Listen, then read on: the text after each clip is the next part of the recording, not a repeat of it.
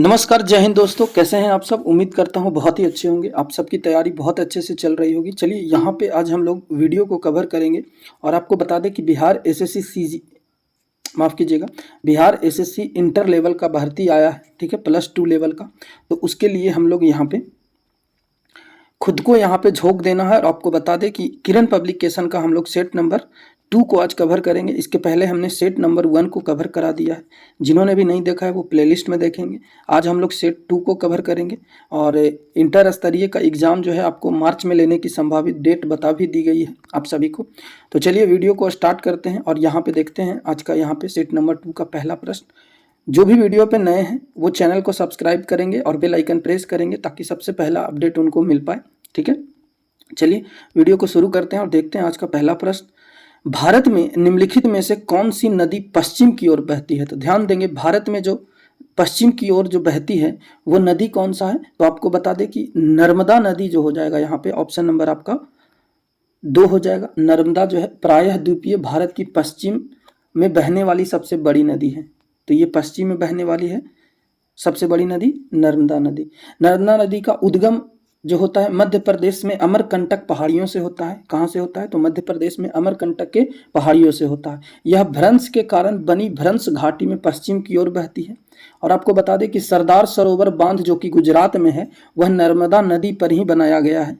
कहाँ पे बनाया गया है? तो नर्मदा नदी पर सरदार सरोवर बांध, ठीक है। कहाँ? तो गुजरात में। उसके बाद देखेंगे पश्चिम की ओर बहने वाली मुख्यतः नदियाँ आपको साबरमती, माही, भरत पूजा और पेरियार है, ठीक है। तो ये सब पॉइंट्स आप लोग ध्यान देंगे, ठीक है।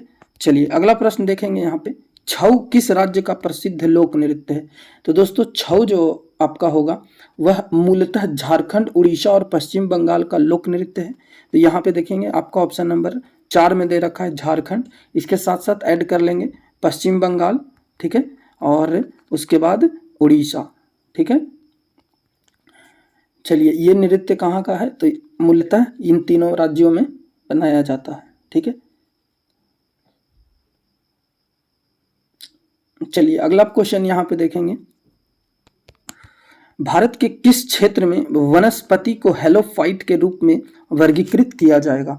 तो ये किया जाएगा दोस्तों आपका यहाँ पे सुंदरबन हो जाएगा। ऑप्शन नंबर 3 हो जाएगा यहाँ पे। चलिए अगला देखेंगे। निम्नलिखित में से कौन सा युग्म गलत है? तो समदाब रेखा दबाव, समवर्षा रेखा धूप, ठीक है। यही जो आपका दिया गया है ये गलत दिया गया है। समवर्षा रेखा एक रेखा है जो मानचित्र पर एक निर्दिष्ट अवधि में वर्षा की समान मात्रा वाले स्थलों को बिंदुओं से जोड़ती है। तो ये आपका नहीं होगा। बाकी आप देखेंगे ये सब सही है। आगे देखेंगे व्यापार चक्र में होते हैं। तो व्यापार चक्र में क्या होता है दोस्तों? ये जो होता है ना 4 चरण होता है आपका यहाँ पे, ठीक है। अब वो 4 चरण कौन कौन सा होता है? तो उसको बोलते हैं उन्नति चरण, मंदी चरण, अवनति चरण और समुत्थान चरण, ठीक है। जिसको हम लोग बोल सकते हैं prosperity phase, recession phase, depression phase and recovery phase. ये 4 होते हैं। तो आपका ऑप्शन नंबर 2 हो जाएगा। चलिए अगला प्रश्न देखेंगे।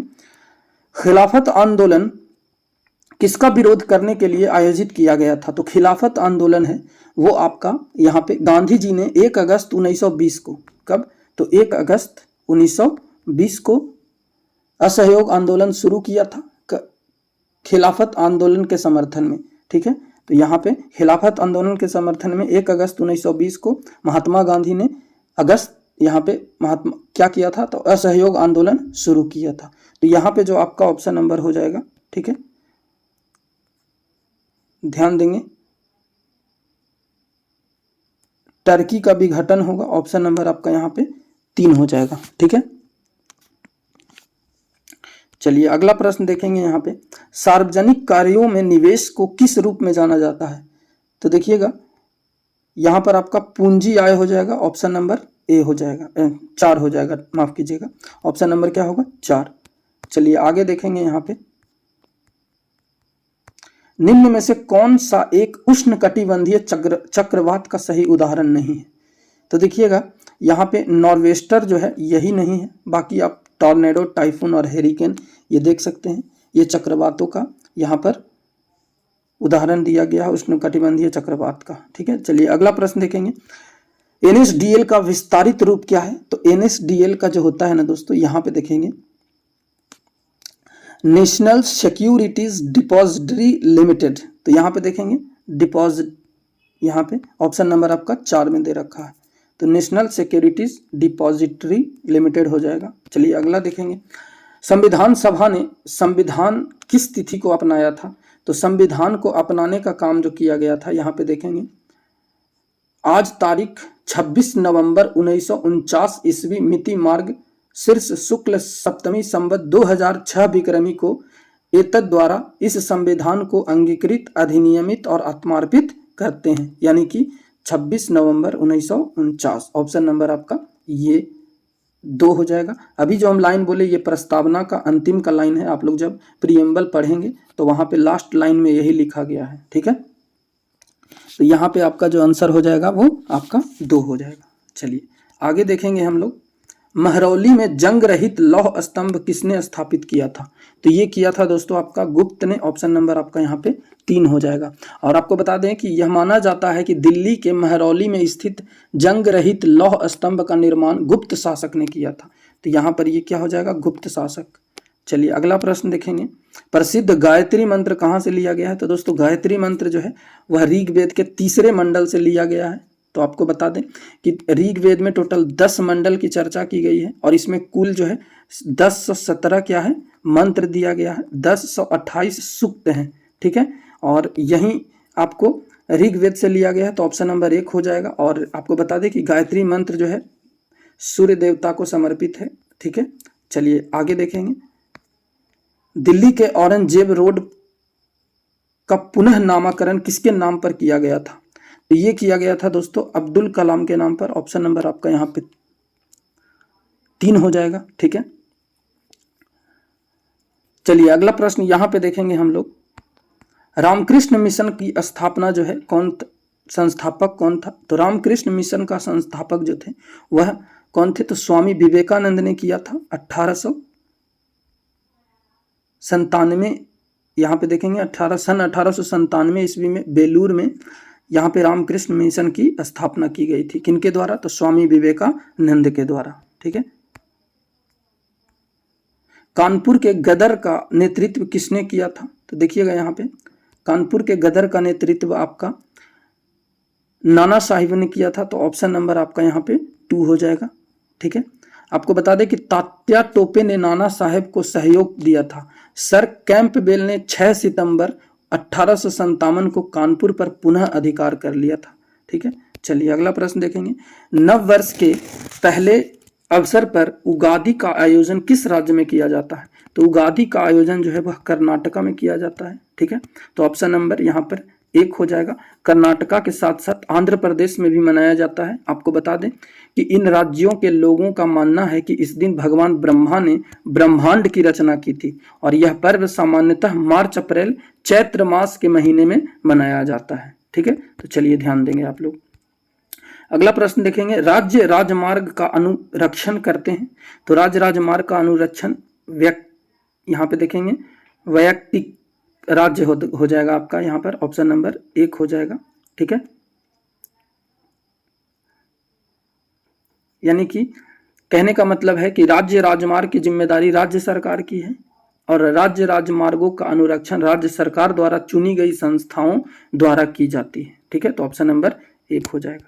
आगे देखेंगे, जालियांवाला बाग हत्याकांड जो था, यहाँ पर हत्याकांड वाले दिन लोग ब्रिटिश सरकार के किस कार्य का विरोध करने के लिए बाग में एकत्रित हुए थे, ठीक है। तो ये हुआ था, आपको बता दें कि रॉलेट एक्ट, ऑप्शन नंबर यहाँ पर 4 हो जाएगा आपका। 13 अप्रैल को देखिएगा, 13 अप्रैल 1919 को बैसाखी के दिन लोगों ने एक बड़ी भीड़ यहाँ पर अधिकारियों से दमनात्मक रॉलेट एक्ट को वापस लेने का अनुरोध करने के लिए जालियांवाला बाग में एकत्रित हुआ था, ठीक है। और 2 राष्ट्रीय नेताओं ने सतपाल और डॉक्टर सैफुद्दीन किचलू की गिरफ्तारी और निर्वासन का विरोध करने के लिए भी बैठक बुलाई गई थी। और इस बैठक में यहाँ पर देखेंगे जब भीड़ लगा था तो जनरल आर डायर ने यहाँ पे अंधाधुंध गोलियां चलवा दिया था, ठीक है। और उसके बाद बहुत सारे लोग मारे गए थे और ये बहुत बड़ा कांड हुआ था। चलिए आगे देखेंगे, और इसी के विरोध में यहाँ पर एक पॉइंट आप देखेंगे, जालियांवाला बाग ही हत्याकांड जब हुआ था तो इसके विरोध में रविन्द्रनाथ टैगोर ने नाइटहुड की उपाधि वापस कर दी थी, ठीक है, और बहुत सारे लोग अपनी उपाधियों को वापस लौटा दिया था। चलिए आगे देखेंगे, सबसे कम क्षेत्र वाला भारत का पड़ोसी देश कौन है? तो देखिए सबसे कम क्षेत्र वाला जो भारत का पड़ोसी देश हो जाएगा आपका, यहाँ पे देखेंगे आपका हो जाएगा यहाँ पे असम, माफ कीजिएगा ये क्वेश्चन नंबर 19 है, भूटान हो जाएगा आपका, ऑप्शन नंबर 3 हो जाएगा यहाँ पे भूटान, ठीक है। चलिए अगला प्रश्न यहाँ पे देखेंगे, किस राज्य में काजीरंगा वन्यजीव अभयारण्य यानी वन्यजीव विहार स्थित है? देखिए काजीरंगा जो है आपका असम राज्य में है और यह एक श्रृंगी राइनोसिरस के लिए प्रसिद्ध है। तो एक श्रृंगी राइनोसिरस के लिए प्रसिद्ध है, तो कहाँ है? काजीरंगा असम में है, ऑप्शन नंबर आपका 3 हो जाएगा। चलिए अगला प्रश्न देखेंगे, निम्नलिखित में से किसने संस्कृत व्याकरण पर एक प्रसिद्ध शोध प्रबंध लिखा है? तो ये संस्कृत जो लिखा है दोस्तों पाणिनि ने लिखा है, ठीक है, तो ऑप्शन नंबर आपका 1 हो जाएगा। चलिए आगे देखेंगे,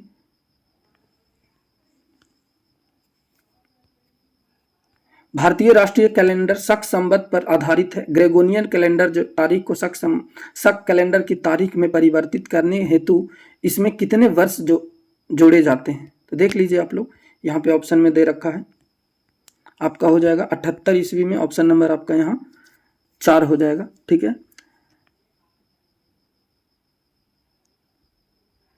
78 ईस्वी नहीं होगा, यहाँ पे ध्यान देंगे, ये जो क्वेश्चन पूछा है तो यहाँ पे सामान्य संवत के समकक्ष आने के लिए हम भारतीय राष्ट्रीय कैलेंडर में शक संवत में 78 जोड़ते हैं। उदाहरण के लिए 2017 का ग्रेगोरियन कैलेंडर भारतीय राष्ट्रीय कैलेंडर के शक संवत 1939 के समान है। जैसे एडी के वर्ष को शक वर्ष में परिवर्तित करने के लिए एडी के वर्ष में 78 घटाते हैं, ठीक है। तो चलिए यहाँ पर आपका हो जाएगा 4 number, option number 4। Digital quality of life index सर्वेक्षण में भारत का स्थान क्या है? तो इसका जो स्थान है दोस्तों आपका यहाँ पर हो जाएगा 52वां स्थान है, ऑप्शन नंबर आपका 2 हो जाएगा, ठीक है। आपको बता दें कि digital quality of life index सर्वेक्षण में भारत 121 देशों में कितना 121 देशों में 52वां स्थान पर आया था। चलिए अगला प्रश्न देखेंगे, किस क्षेत्र की मृदा का निर्माण ज्वालामुखी शैल असीताश्म के क्षय द्वारा होता है? तो ये होता है दोस्तों आपका दक्कन का पठार हो जाएगा, ऑप्शन नंबर 3। आगे देखेंगे, गौण प्रदूषक का उदाहरण है, तो गौण प्रदूषक का उदाहरण आपका यहाँ पर हो जाएगा पैरोक्सी एसिटिल नाइट्रेट, ऑप्शन नंबर 2।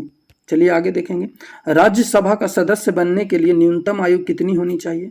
तो देखिए राज्यसभा का सदस्य बनने के लिए न्यूनतम आयु आपका जो होना चाहिए वह 30 वर्ष होना चाहिए, तो ऑप्शन नंबर 3 हो जाएगा। आपको बता दें कि भारतीय संविधान के अनुच्छेद 84 में यानी कि 84 में चर्चा किया गया है कि कोई व्यक्ति संसद के किसी स्थान को भरने के लिए चुने जाने के लिए अर्हित तभी होगा यदि वह भारत का नागरिक है और उसने राज्यसभा में स्थान के लिए न्यूनतम 30 वर्ष और लोकसभा में स्थान के लिए न्यूनतम जो है 25 ईयर्स यानी कि 25 वर्ष की आयु पूरी कर ली हो। और राज्यसभा या काउंसिल ऑफ स्टेट्स भारतीय संसद का उच्च सदन होता है, ठीक है। अगर बात करें तो राज्यसभा की चर्चा यहाँ पे देखेंगे, ये संसद होता है, संसद और संसद के 3 अंग होते हैं, एक होता है राज्यसभा, एक होता है लोकसभा और ये होता है एक राष्ट्रपति। तो 3 अंग होते हैं और आपको बता दें कि इसका ट्रिक है सरल। देखिए संसद, राष्ट्रपति और लोकसभा, तो यहाँ संसद की चर्चा 79 में, उसके बाद राज्यसभा की चर्चा 80 में और लोकसभा की चर्चा 81 में। अनुच्छेद है ये सब, तो अनुच्छेद 79 में संसद की चर्चा, राज्यसभा की चर्चा अनुच्छेद 80 में और लोकसभा की चर्चा अनुच्छेद 81 में और राष्ट्रपति जो है वह अनुच्छेद 52 से लेकर के है आपका। तो अनुच्छेद 52 में किसकी चर्चा है? तो राष्ट्रपति का। तो यहाँ पे देखेंगे ये सब पॉइंट्स आप लोग ध्यान देंगे। चलिए तो यहाँ पे आपका आंसर हो जाएगा 3 यानी कि 30 वर्ष। चलिए अगला प्रश्न देखेंगे, विक्रमादित्य की उपाधि किसने धारण की थी? तो विक्रमादित्य की उपाधि जो है चंद्रगुप्त द्वितीय ने धारण किया था, तो ऑप्शन नंबर आपका यहाँ पे 3 हो जाएगा। आपको बता दें कि समुद्रगुप्त के पुत्र और चंद्रगुप्त प्रथम के पौत्र चंद्रगुप्त द्वितीय था, ठीक है, जो कि 380 से लेकर के 415 ईस्वी ने पश्चिम भारत में उज्जैन को जीतने के बाद विक्रमादित्य की उपाधि धारण की थी। ठीक है, चलिए अगला प्रश्न देख लेंगे। यहाँ पे विश्व की सबसे लंबी खाड़ी कौन सी है? तो विश्व की सबसे लंबी खाड़ी जो हो जाएगा मैक्सिको की खाड़ी होगा, ऑप्शन नंबर 2 हो जाएगा। चलिए आगे देखेंगे, भारत के किस राज्य की तटीय रेखा सबसे बड़ी है? तो गुजरात का हो जाएगा, यहाँ पे ऑप्शन नंबर 1 होगा। ठीक है, अब आपको बता दें कि भारत के यहाँ पे 9 राज्य जो होता है, ध्यान देंगे, देखिए ये इंडिया हो गया, ठीक है, और ये जो है यहाँ पे देखेंगे भारत के नीचे जो है 9 राज्य जो है वह समुद्र के तट रेखा से सटे हुए हैं। तो कितने राज्य हो जाएंगे? 9 राज्य। ठीक है, जिसमें देखिएगा ये गुजरात हो जाएगा यहाँ पे। ठीक है, गुजरात के नीचे आएंगे तो ये महाराष्ट्र, उसके बाद यहाँ पे गोवा हो जाएगा, फिर देखेंगे यहाँ पे कर्नाटका हो जाएगा आपका। ठीक है, कर्नाटका, उसके बाद आप देखेंगे नीचे में तो यहाँ पे केरल हो जाएगा। ठीक है, केरल, उसके बाद आप देखेंगे तो इधर तमिलनाडु हो जाएगा, तमिलनाडु के बाद आप ऊपर देखेंगे इधर तो आंध्र प्रदेश हो जाएगा यहाँ पे। ठीक है, आंध्र प्रदेश, और उसके बाद ऊपर जाएंगे थोड़ा सा तो उड़ीसा आपको मिलेगा, तो यहाँ पे उड़ीसा हो जाएगा। ठीक है, और ये जो हो जाएगा क्षेत्र पश्चिम बंगाल हो जाएगा, यानी कि वेस्ट बंगाल। ठीक है, तो यहाँ पे देख लीजिएगा गुजरात, फिर महाराष्ट्र, ठीक है, उसके बाद गोवा, फिर देखेंगे कर्नाटका, केरल, ठीक है,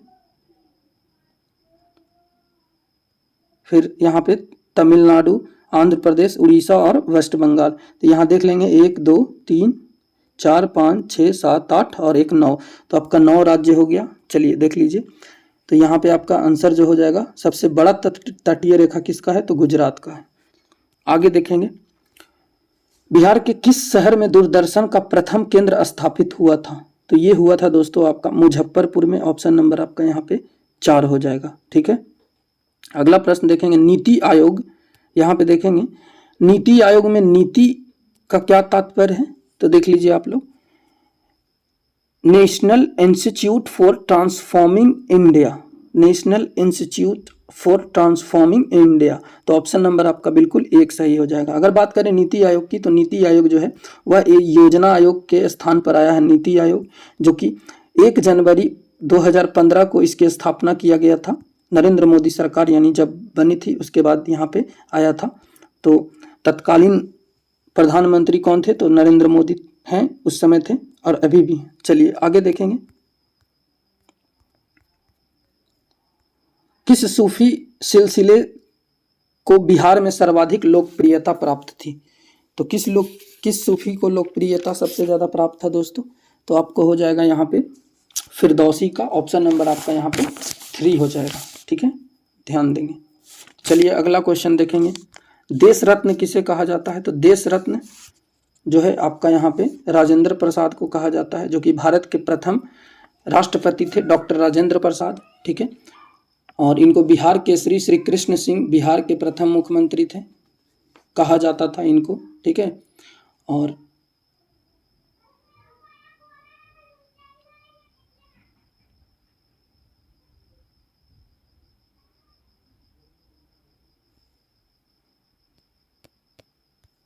तो यहाँ पे देखेंगे देश रत्न किसे कहा जाता है? तो देश रत्न जो होगा आपका यहाँ पे डॉक्टर राजेंद्र प्रसाद को कहते हैं।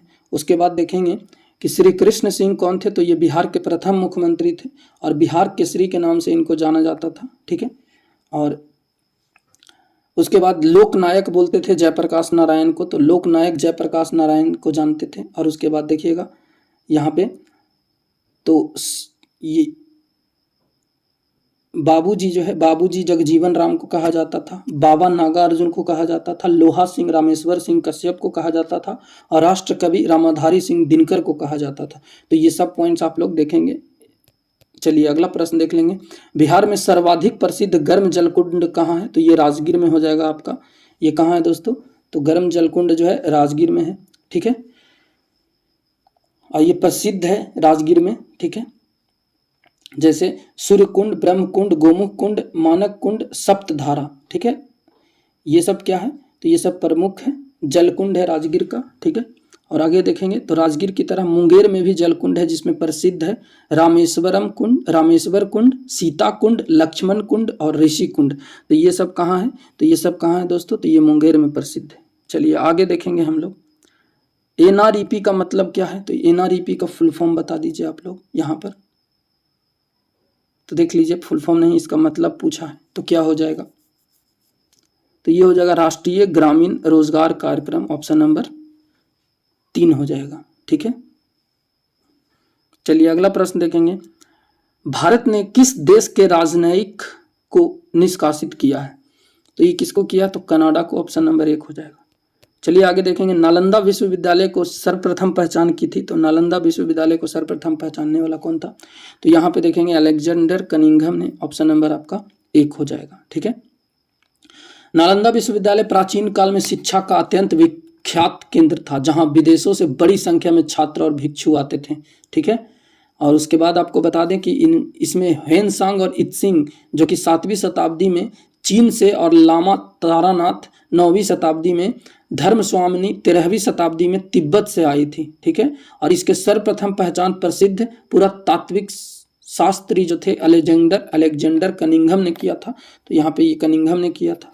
उसके बाद आपको बता दें कि इस क्षेत्र में उत्खनन का काम 1916 ईस्वी में स्पूनर और शास्त्री के नेतृत्व में आरंभ हुआ था। ठीक है, तो चलिए यहाँ पे ऑप्शन नंबर 1 हो जाएगा।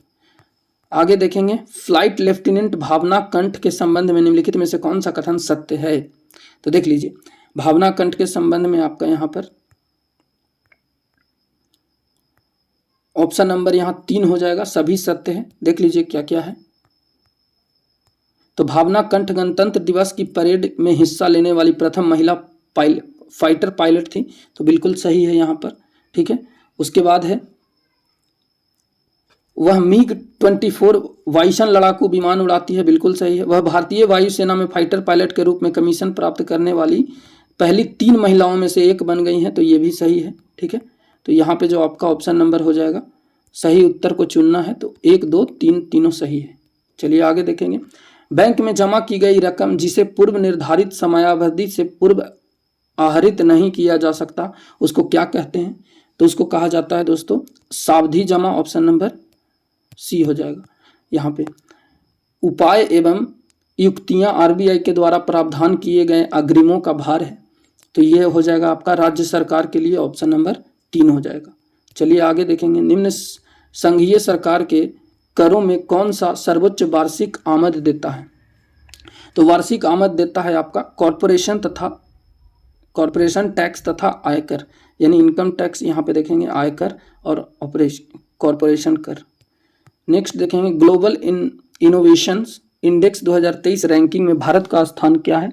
तो भारत का स्थान आपका हो जाएगा 40वां, ऑप्शन नंबर आपका 4 होगा। बिहार में सरस्वती पूजन दिन किया जाता है, तो सरस्वती पूजा होता है बिहार में। ठीक है, तो ये कब किया जाता है? तो माघ शुक्ल पंचमी, बसंत पंचमी। ठीक है, सरस्वती पूजा माघ शुक्ल पंचमी को किया जाता है, बसंत पंचमी को, और इसके बाद हम लोग चैत्र माह में फागुन माह में इंटर करते हैं, तो ऑप्शन नंबर आपका यहाँ पर 3 हो जाएगा, ध्यान देंगे। ठीक है, और आपको बता दें कि सरस्वती पूजा विद्यार्थियों की पूजा है, तो यहाँ पर विद्यार्थियों के लिए सबसे ज़्यादा स्कूलों ट्यूशन्स कोचिंग में बनाया जाता है। चलिए, लोग अपने घरों में भी मनाते हैं। भारत में अपना पहला भूमिगत परमाणु परीक्षण कहाँ किया? तो ये किया था 18 मई 1974 को राजस्थान के पोखरन में सबसे पहले किया गया था, तो ऑप्शन नंबर 1 हो जाएगा। आगे देखेंगे। किसे नॉर्मन बोरलॉग फील्ड पुरस्कार 2023 के लिए चुना गया है? तो ये चुना गया है डॉक्टर स्वाति नायक को, तो ऑप्शन नंबर यहाँ पे देख लेंगे, आपका 3 में दे रखा है। बिहार लोक सेवा आयोग का मुख्यालय कहाँ है? तो बिल्कुल पटना में है, ऑप्शन नंबर आपका 1 हो जाएगा। आपको बता दें कि भारत के संविधान के अनुच्छेद 315 में आर्टिकल 315 में संघ लोक सेवा आयोग तथा राज्य लोक सेवा आयोग का गठन का प्रावधान है, यानी UPSC और BPSC। ठीक है, इसकी BPSC मतलब PCS हो जाएगा, राज्य लोक सेवा आयोग, तो यहाँ पे देख लेंगे। ठीक है, चलिए आगे देखेंगे। Question number 47। सार्क संघ है, तो सार्क जो है दोस्तों, यहाँ पे देखेंगे SAARC South Asian Association regional corporation इसका फुल फॉर्म होता है। तो आपको बता दें इसमें टोटल 8 देश हैं, जैसे मालदीव, श्रीलंका, भारत, पाकिस्तान, अफगानिस्तान, नेपाल, भूटान, बांग्लादेश, ये 8 देश यहाँ पर सार्क में आते हैं। ठीक है, और आपको बता दें कि इसके सदस्य देश है, इसका मुख्यालय कहाँ है तो काठमांडू में है। ठीक है, और यहाँ पर आपका जो आंसर हो जाएगा ये कौन सा हो जाएगा, दक्षिणी एशियाई क्षेत्रीय सहयोग संघ है। ठीक है, यानी कि ऑप्शन नंबर आपका यहाँ पे 3 हो जाएगा, साउथ एशियन एसोसिएशन। चलिए आगे देखेंगे, एशियाई खेलों में 2023 में रोहन बोपन्ना और ऋतुजा भोसले ने टेनिस में कौन सा पदक जीता है, तो बिल्कुल आपका यहाँ पर जो हो जाएगा स्वर्ण पदक, ऑप्शन नंबर 2 हो जाएगा। चलिए आगे देखेंगे हम लोग, निम्नलिखित में से किसका संबंध पंचायती राज्य से है, तो देखिएगा बलवंत राय मेहता समिति, ऑप्शन नंबर आपका यहाँ पर 3 हो जाएगा। आपको बता दें कि भारत सरकार द्वारा जनवरी 1957 में, कब 1957 में बलवंत राय मेहता समिति ने त्रिस्तरीय, कौन सा स्तरीय, तो त्रिस्तरीय यहाँ पर पंचायती राज प्रणाली लाया था। और आपको बता दें कि ग्राम स्तर पर ग्राम पंचायत, खंड स्तर पर पंचायत समिति और जिला स्तर पर जिला परिषद की स्थापना करने की सिफारिश की थी। इस योजना का उद्घाटन 1959 में, यहाँ पे ध्यान देंगे, 1959 में राजस्थान के नागौर जिलों में किया गया था। तो राजस्थान के नागौर जिले में सबसे पहला बार किया गया था। और उसके बाद यहाँ पर इसके बदले आया था अशोक मेहता समिति, उसने द्विस्तरीय की बात की थी। ठीक है, लेकिन यहाँ पर जो क्वेश्चन दिया है इसके हिसाब से आपका आंसर होगा बलवंत राय मेहता समिति। चलिए आगे देखेंगे, निम्नलिखित में से क्या व्यक्ति स्वातंत्र्य का संरक्षण करता है, तो यहाँ पे देखिएगा आपका जो हो जाएगा बंदी प्रत्यक्षीकरण, हैवियस कॉर्पस जिसको बोलते हैं। इसमें क्या होता है कि निरंकुश और विधिहीन राज्य की कार्यवाही के विरुद्ध व्यक्तिगत स्वतंत्रता की सुरक्षा हेतु मौलिक उपकरण माना जाता है। ठीक है, यानी कि कहने का मतलब है कि न्यायालय के, आपके पास न्यायालय के निरुद्ध जो है व्यक्ति को सशरीर अपने सामने प्रस्तुत किए जाने के लिए यह रीट जारी करता है। यानी कि कोई भी अपराधी अगर अपराध करता है, उसे पुलिस पकड़ती है, तो आप इसको कोर्ट के पास शरीर के साथ, यानी सशरीर आप इसको कोर्ट के सामने हाजिर करेंगे। तो यहाँ पे ऑप्शन नंबर 3 हो जाएगा। चलिए आगे देखेंगे, चमगादड़ बाधाओं का पता लगा सकते हैं क्योंकि वे उत्पन्न करते हैं। तो वे क्या उत्पन्न करते हैं, वे आपको पराश्रव्य ध्वनि तरंगे, ऑप्शन नंबर 2 हो जाएगा। आगे देखेंगे, अतिचालक वह चालक है जिनका प्रतिरोध जो होता है शून्य होता है। ठीक है, आगे देखेंगे, स्पष्ट प्रतिध्वनि सुनने के लिए मूल ध्वनि तथा परिवर्तित ध्वनि के मध्य समय का अंतराल कम से कम कितना होना चाहिए,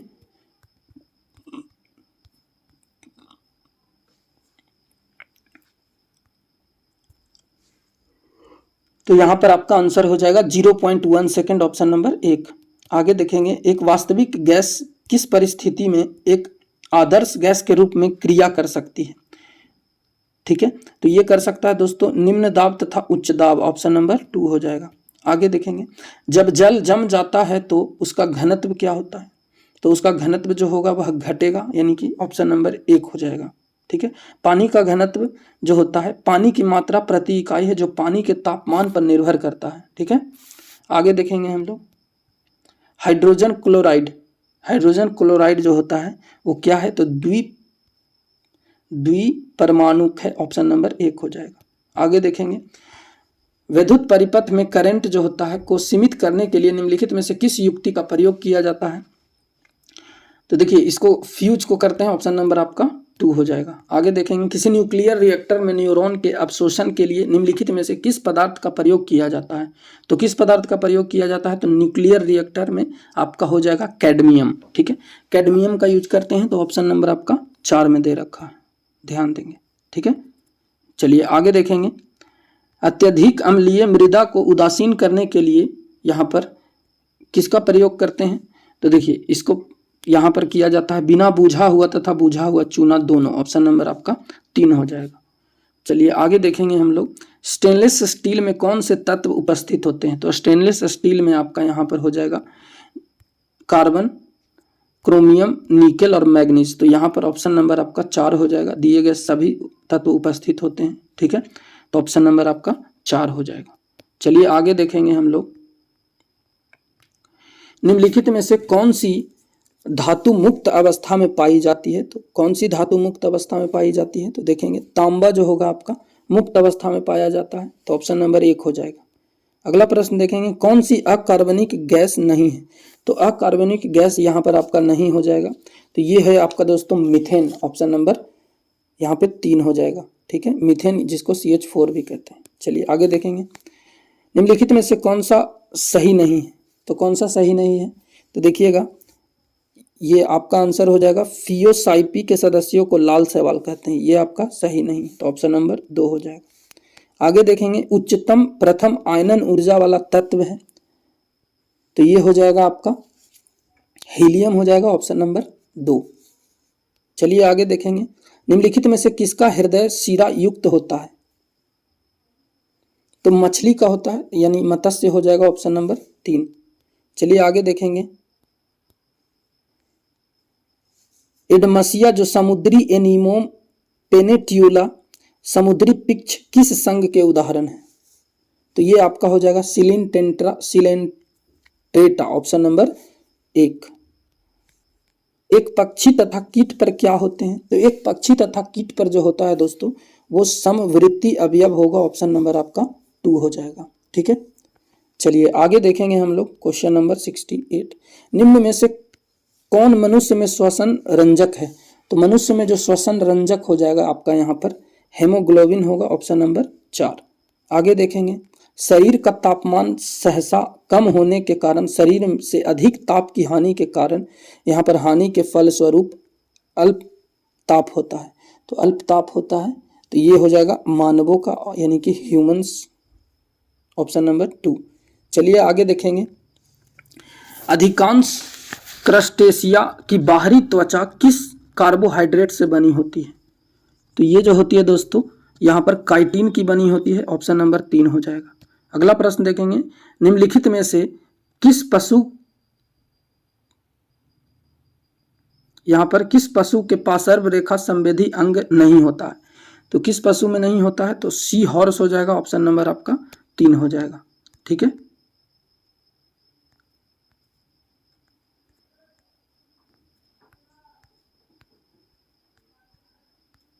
चलिए आगे देखेंगे यहाँ पर हम लोग क्वेश्चन नंबर, अभी हमने देखा हाँ सी हॉर्स, उसके बाद देखेंगे 72 दाल देने वाले पौधों को निम्नलिखित में से किस कुल यानी किस क्लास में रखा जाता है? तो दाल देने वाले जो दलहन फलीदार पौधे होते हैं, ठीक है, उसको हम लोग यहाँ पर लिग्यूमिनेशी, ठीक है, लिग्यूमिनेशी परिवार का हिस्सा मानते हैं, यहाँ पर ये हिस्सा है। लेकिन जो यहाँ पर शब्द प्लस दिया गया है केवल सूखे बीज को संदर्भित करता है। ठीक है, और तो ऑप्शन नंबर आपका यहाँ पे 72 का 3 हो जाएगा। ठीक है, चलिए यहाँ पर जो ये जो 3 हो जाएगा लेग्यूमिनेशी। चलिए आगे देखेंगे निम्नलिखित में से कौन से बराबर वर्षा वाले संथालों को जोड़ने वाली रेखाएं दर्शाते हैं?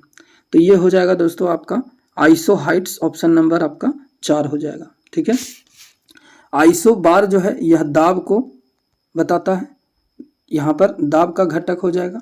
उसके बाद आइसोहोल, एक आइसोहोल होता है जो कि सूर्य प्रकाश का घटक है। आइसोथर्म जो है यहाँ पर आइसोथर्म तापमान का हो जाएगा। हाइग्रोफाइट जो हो जाएगा वह आर्द्रता का हो जाएगा। तो चलिए ये सब पॉइंट्स ध्यान देंगे। आगे यहाँ पे देखेंगे सूक्ष्म जीवों को कितने मुख्य वर्गों में बांटा गया है? तो सूक्ष्म जीवों को जो है यहाँ पे मुख्य 4 वर्गों में बांटा गया है। ठीक है,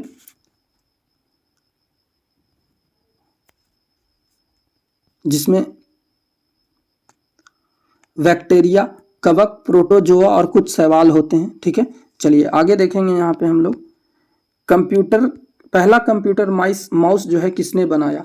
तो पहला कंप्यूटर माउस जो है 1960 के दशक में कंप्यूटर माउस का विकास एवं आविष्कार डगलस एंगलवर्ट द्वारा किया गया था। तो डगलस एंगलवर्ट यहाँ पर ऑप्शन नंबर आपका 1 में दे रखा है, तो ऑप्शन नंबर आपका यहाँ 1 हो जाएगा। चलिए आगे देखेंगे यहाँ पर, यहाँ से दोस्तों मैथ और रीजनिंग का क्वेश्चन स्टार्ट हो गया है। तो यहाँ तक हम लोग जीके का पोर्शन कवर कर लिए हैं। चलिए अब चैनल पे नए हैं तो चैनल पे बने रहिए और देखते रहिए। मिलेंगे अगले वीडियो में, तब तक के लिए जय हिंद।